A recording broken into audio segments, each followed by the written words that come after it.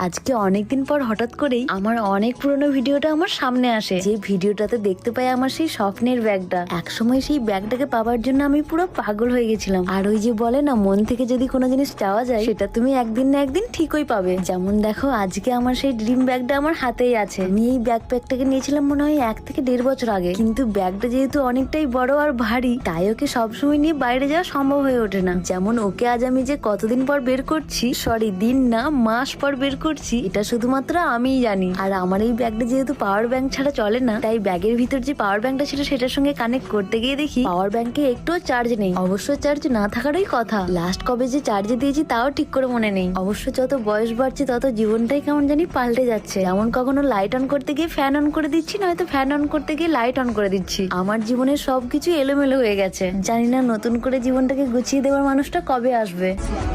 যাই হোক, এখন দাঁড়িয়ে দাঁড়িয়ে অপেক্ষা করছি পাওয়ার ব্যাংকে